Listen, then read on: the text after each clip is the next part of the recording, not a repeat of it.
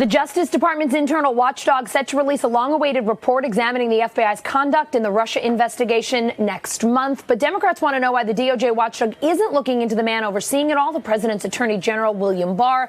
NBC's Julia Ainsley is one of the reporters who broke this story. She joins us now from Washington, D.C. Julia, this Inspector General is an Obama appointee, has a pretty good reputation. Why are Democrats concerned about him?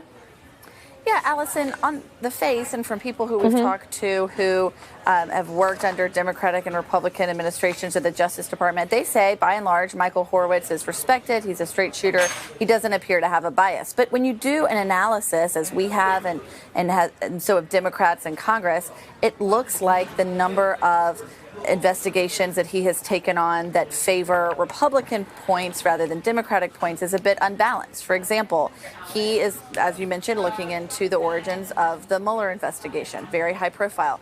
He looked at former FBI Director James Comey, former Deputy FBI Director Andrew McCabe, all people who Republicans thought had been biased and been against the president.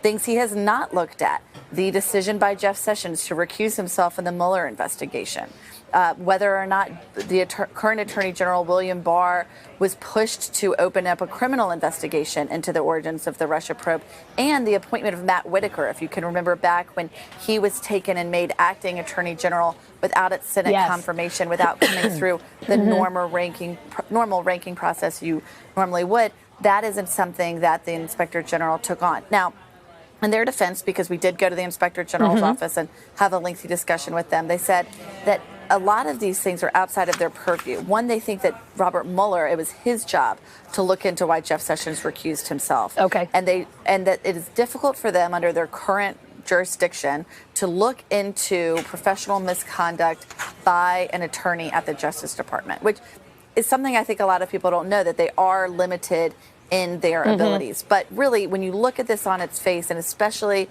as this investigation, this one we have coming up on December 9th, is becoming more and more important. You just laid out how it's now important in the Michael Flynn sentencing, and not to mention how everyone is going to grab onto this report to see whether or not it legitimizes or delegitimizes the outcome of the Mueller investigation. Now everyone really wants to look at Michael Horowitz and his record, and this is what we found just through a straight analysis.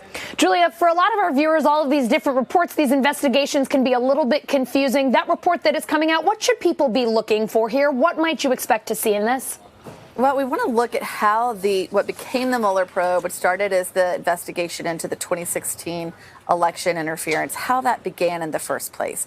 And we want to be able to dispel conspiracy theories, or to maybe look at some areas that could have been improved as closely as possible. So one of the things that really propelled that investigation was the opening of FISA warrants on Carter Page. That is the ability for the FBI to track the communication of Carter Page, especially as he might have spoken with people overseas.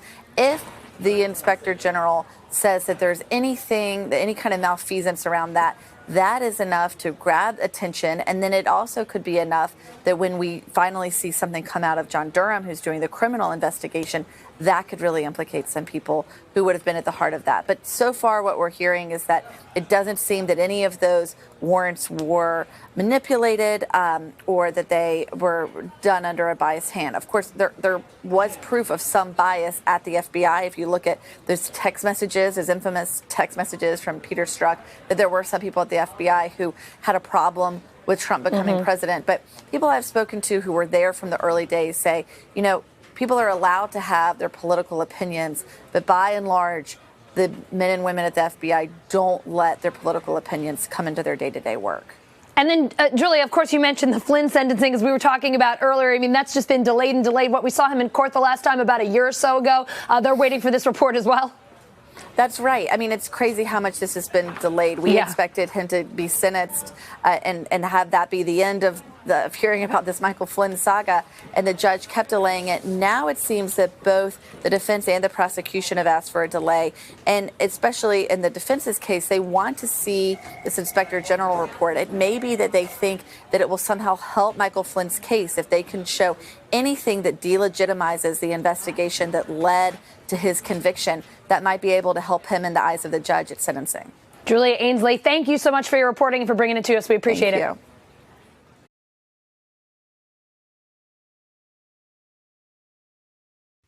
Hey, NBC News viewers, thanks for checking out our YouTube channel. Subscribe by clicking on that button down here and click on any of the videos over here to watch the latest interviews, show highlights, and digital exclusives.